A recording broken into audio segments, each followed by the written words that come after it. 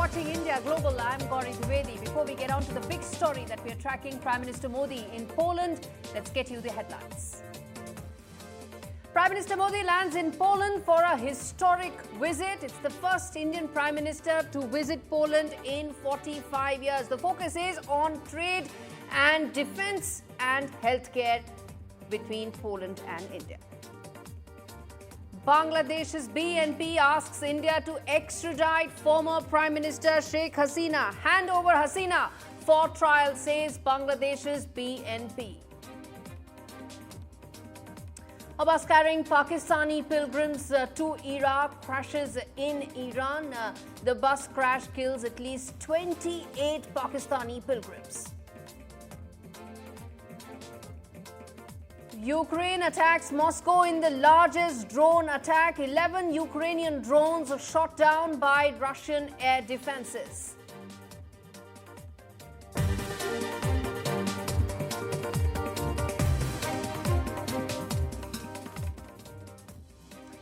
The big story on India Global today. Prime Minister Modi has landed in Poland. His visit comes as the two countries mark 70 years of diplomatic ties.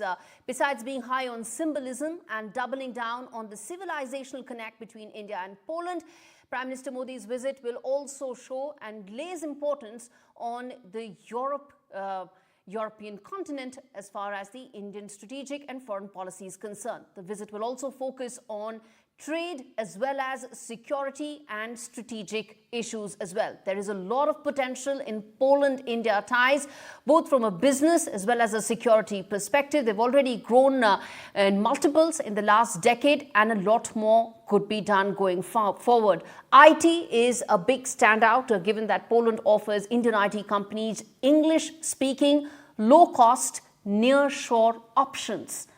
And given the shortage of doctors and medical staff in Poland, the Prime Minister's visit could also culminate possibility into an agreement, paving the way for more medical professionals from India to go to Poland. On the security side, India appointed a defense attaché to Poland last year. EU has also done the same, indicating that this partnership has many layers and it could develop that in the next couple of years as well. We have colleagues on ground covering every aspect of Prime Minister Modi's visit, first to Poland and then later on to Ukraine. Let me first get in my colleague Umar Shankar Singh, who's spoken, in fact, he has spoken to Indian diaspora there. Let's get that conversation up first. Prime Minister Modi is coming to Poland, and it's a first Prime Minister visit in last 45 years. And here we have with us some Indian diaspora members. Mr. JJ Singh, what do you do? Can you introduce yourself? JJ Singh, I'm actually having my own travel agency and residing in Poland for last 35 years. And what about you, sir? I'm Raju Sabnani. I'm here since last 25 years. I'm bringing import goods from all over Asia and doing distribution within Europe. And what about you? So my name is Rajesh Bhojwani. I'm here in Poland for the last 32 years and I run a consumer electronic business. So how you people are excited after you got to know that Prime Minister Modi is coming here and this is the first visit after 45 years? So a visit of this level has no bounds. So the excitement is paramount. You know, and the position India has today in the world is something we've not seen, not just us, global Indians haven't seen in a long time. So that time is already there where Poland has stood up also and recognizes the might of our country. And, our Prime Minister arriving here is not something small. So, I mean, the excitement is paramount, not only with the Indians, but also the Polish. Okay. So, all of you living here for more than 2 or 3 decades, so you haven't seen any Indian Prime Minister visiting Poland. No. So, what's your feeling about that? Well, it's a very positive feeling, definitely, with the stature of Mr. Modi ji, and coming to country, Poland here, after such a long time, first Prime Minister, it's a big thing. This will for sure, take the bilateral relations and people-to-people relation to a different level. Okay. Because Poland sees also, if the Prime Minister Modi ji is visiting, it is something important. So it will reciprocal in the trade and people-to-people relationship. And what is your expectation, how it is going to help in your business? I think first of all, Prime Minister Modi has such an aura. Meeting him is already a very big excitement among all the Indian community and even in the local Polish community. They want to see Prime Minister Modi. They have heard a lot about him. And when he visits here, when the government to government, the business people meetings will be there, I'm sure that lots of positive things will come out from that. All right, that was, of course, a conversation that Uma Shankar Singh was having with members of the Indian diaspora. Let's also get in my colleague Vishnu Som, who is in Kiev, to take us through what could be the highlights of Prime Minister Modi's visit, a short visit, but a very important visit in Poland. And then, of course, he moves on to Ukraine. Take it away, Vishnu. Fill us in with what all can we expect. Well, I'm reporting right now from the heart of Kiev in Ukraine. This is the Maidan Square. And the Maidan Square is where, as you can see, there are thousands of Ukrainian flags behind me. There are photographs of Ukrainian soldiers who have lost their lives very, very sadly in this war, which has claimed tens of thousands of lives on either side. And this is very much the heart, as I said, of Ukraine. It's poignant to come back over here after 2 years. I was here 2 years ago when the war started, and at that stage the loss of lives wasn't quite what it is at this stage, and you can actually see it over here. But I can also tell you that there is a huge sense of anticipation ahead of the visit of Prime Minister Modi. He is in Poland. It's a very, very important visit as India tries to lift the relationship with Poland, but he does come over here. It's going to be a short visit. As he crosses over from Poland to Kiev, he'll be meeting the Ukrainian President Volodymyr Zelensky. He is coming over here on the basis of an invitation of President Zelensky. Will there be some sort of an out-of-the-box solution that Prime Minister Modi might have? Is there anything that can be done to bring an end to this war, which has cost not just the region but the entire world so much? India has always spoken about a negotiated settlement, a diplomatic solution, and also on the importance of maintaining the territorial integrity of all nations. Will something actually move with that in mind? That's what we're all waiting to see.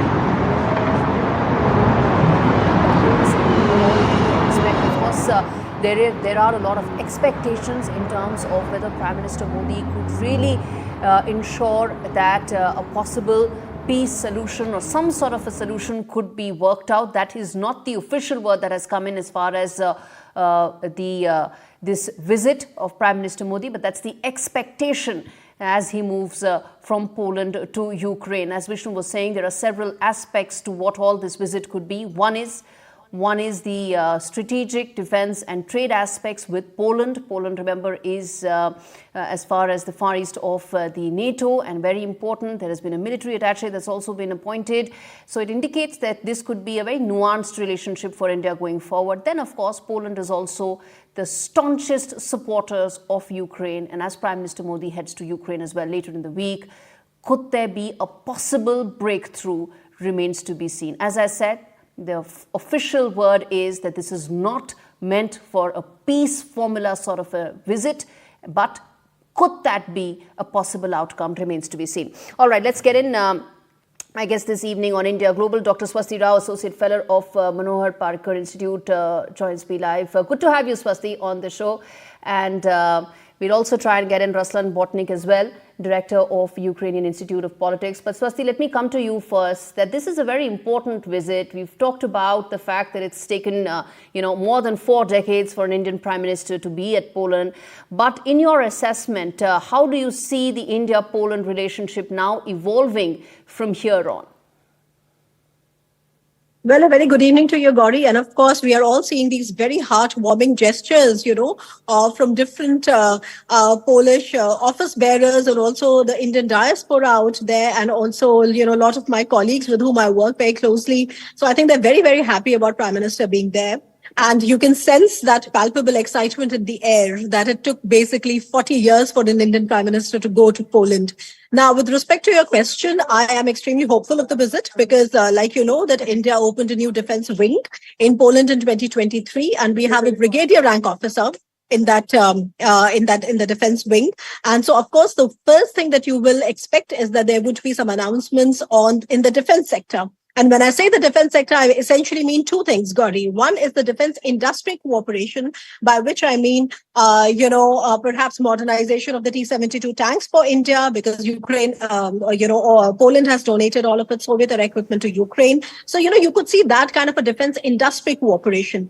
Then not many people know that WB Electronics, which is a private player in the Polish defense industry sector, already has its presence in India. So perhaps there could be ways to sort of exemplify and maximize, the private defense industry actors in Poland in India. So you could have defense industry developments. Right. You could also have more developments on, for example, joint exercises, on special forces joint exercises, etc., which is another part of military cooperation. And the second vertical that I'm very hopeful about, Gaurie, is basically the infrastructure, connectivity, those kind of projects, because Poland is also going to chair the 3Cs initiative, which is a group of about 14 East European countries that are linked by railroads and ship links and sea links and, and all that.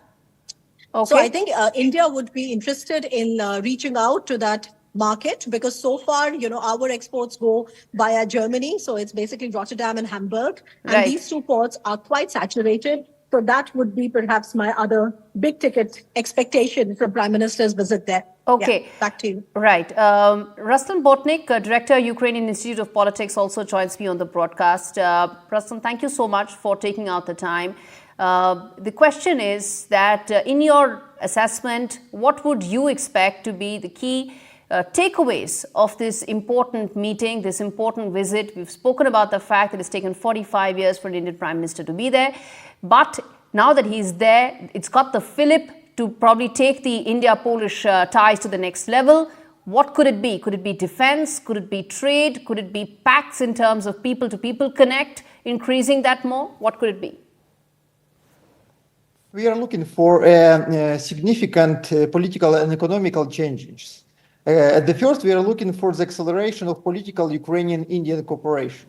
And this visit is extremely important for our bilateral negotiation, because we have such kind of a bad taste after the Indian's Prime Minister visit to Moscow. In the day of that visit, I want to remind you, the Russian rockets struck the childhood hospital in Kiev. So this visit is very important to make our Ruslan, just to clarify, much better, India does it was maintain before. a completely independent foreign policy. Prime Minister Modi went to Russia for India's strategic interests, and keeping those in mind, he's now, of course, in Poland and later on in Ukraine as well. But go ahead, make your point about the India-Polish ties. And Ruslan, or are you addressing to me? Yes. Go ahead, finish your point. Yeah. And so we are waiting for the acceleration of political relations between our country, and also we are looking for India, Ukrainian side looking for India like an maybe main connector to the global south. For Ukraine, it's extremely important the position of global south countries, and especially in India, even taking into account that China, another global south country, is much closer to the Russia now. Okay. So it's much difficult for us to make this negotiation. So we're looking this acceleration, and we are looking for acceleration of economical ties, because we have a lot of concrete questions in economical cooperation. Food and agriculture questions, engines for Indian warships, a lot of questions which could be resolved during this visit and could accelerate our economical cooperation. Swasti, talk to us about the balancing act. Part of it is what Ruslan also mentioned, but the larger issue as far as, and the very positive aspect as far as, how India has been able to successfully balance its foreign policy in what may look like conflicting interests. So talk to us about that. How does that pan out? Sure, Gaurie, that's a very good question. And I was just talking to, I was just explaining this bit to very recently somebody that I think in the West, for a very long time, there existed a bit of a confusion and a bit of a misunderstanding, actually, I would say, about India's neutral position. Okay. So India has always maintained that India's neutrality is not a passive neutrality, it is an active neutrality. India is also a center of humanitarian aid. India has sent about 16 consignments of humanitarian aid. India looks forward to playing a very proactive role in the reconstruction of Ukraine whenever it happens. And of course, in the with larger collaboration with its European partners. India, from the Indian side and the Ukrainian side, there have been more than, 40 times of recorded official conversations, whether it's been through phone calls, at the sidelines of different summits or in-person visits, all the way now that the Prime Minister will be there soon. So what I'm saying is that in the West, I'm sorry for this background noise. I'm sorry, but okay. Okay, so maybe what I'm trying to say is that it is a very good opportunity for India to actually give a positive understanding to the West of where its neutrality is coming from. And the fact that India has an independent foreign policy when it comes to having its ties with Russia. There's a different set of national interests that drives it there. And there's a different set of national interests driving it with countries like Ukraine or Poland.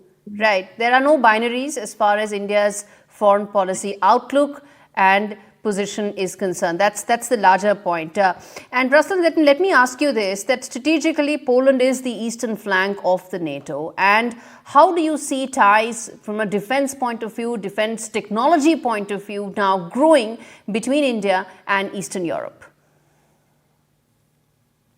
I think India now is looking for another partner in military technology sphere except of Russia, because his historical ties, we understand why it happened.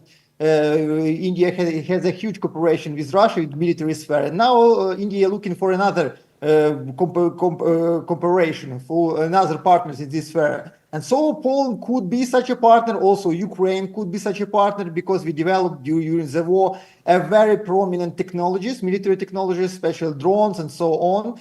So India is trying to find this balance to be neutral, to be a non-alignment country at the same time, to have a approach, to have connections to the different technologies, markets, inventions, and so on. So Poland is very important, and Ukraine is very important for this visit. And this visit shows for us that India's role in Europe is growing up, because India wasn't in Europe very long time. So it's very important visit. Engagement with Europe is increasing, and as the leader of the global South, India's voice matters, its position matters, and this visit, of course, assumes greater significance in the backdrop of that. Dr. Swasti Rao and Ruslan Bortnik, thanks so much for speaking to me on India Global. On that note, we slip into a very short break. We come back on the other side with the news regarding new immigration rules. Why are countries tightening them? Why is Australia and New Zealand now coming up with stricter visa rules? What does it mean for you? Stay with us. We come back to tell you that.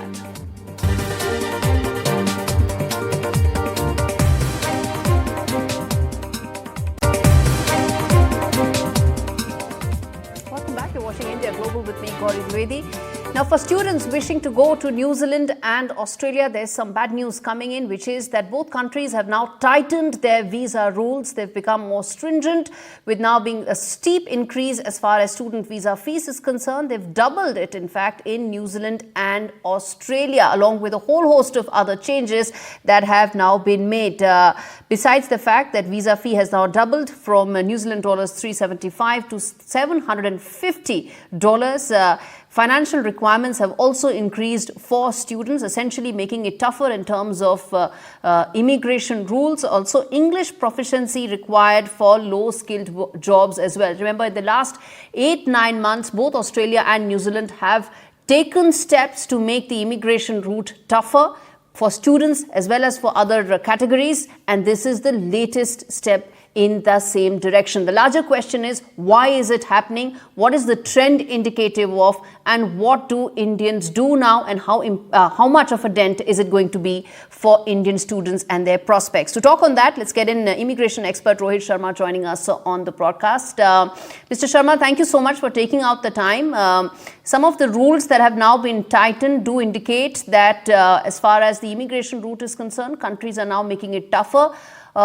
In your assessment, what's the impact for Indian students, specifically for Australia and New Zealand, where these latest changes have just come in? Yeah, in fact, thank you very much for getting on the show. As regard these changes are concerned, they are definitely going to impact. The figures are there to speak about. What actually also has happened in the last 2 years, specifically both Australia and New Zealand has record immigration. So record immigration of students, landing up in Australia and New Zealand. So against the kind of demand they have, the supply obviously was pretty huge. Now to address that, they are tightening up the rules in terms of IELTS. We talk about increasing the fee as well. So Indian students will definitely, most of the students who are looking forward to Australia were beginning to look towards New Zealand. Now with Australia also, with New Zealand also, increasing the points, then obviously they will start looking at different destinations as well. But still, Australia and New Zealand offer very quality courses. There will be always a segment of students that would like to go there and, make their respective career. Yes.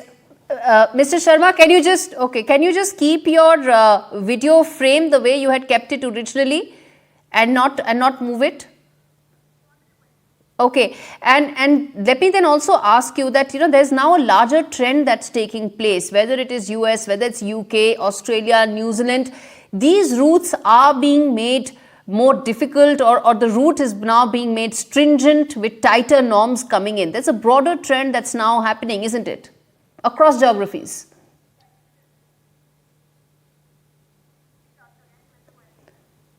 Mr. Sharma, can you hear me? Yes, please. This is now a global trend, isn't it? US, UK, Australia, New Zealand. There's now a trend that's happening, isn't it? Yeah, it's a trend that is happening, but that is what I'm saying. There is always against the expectation of these countries, about on the number of students in terms of their demand. The supply is always there. So yes, the trend is now beginning to happen where these countries are also looking at more of these the costs and other factors are being taken care by the students only, not by the local taxpayer, that they are not funding these students through the local taxpayers of those countries. So all these things are therefore being happening. It certainly impacts, and it is not just going to impact the students, it is also going to impact the universities there as well, because they also at large run by these students. Exactly. India continues to be one country, after China, which has the maximum number of students landing in New Zealand after China, basically. So India continues to be a huge resource for these countries. Indeed. As an expert, if there's one piece of advice, caution, or guidance that you would like to give to students wanting to visit these and study at these universities, what would that be? Yeah, one aspect that now students have to be very clear about is that if they are going for studies in these countries, they have to be very specific of the reason for what they want to study. If they are just looking forward to study in these countries from the perspective of migration, right, that they will study there for a couple of years and eventually will take a residency of that country, then they really need to have a relook of their plans. So accordingly, they should budget their education because if they are thinking from the perspective of taking a long tenureship in those countries after studying, because these countries are even curtailing the work visa standings of post the study of a student there in countries. So they have to budget their plans towards education purely from the perspective of education only, nothing more. All right. Remains to be seen what could be the kind of mechanism that some of these countries come up with to deal with immigration, but at the same time also address labor shortages in their home countries as well. Thank you so much, Rohit Sharma, for decoding that important story for us. And with that, it's a wrap on this edition of India Global. Thanks so much for watching.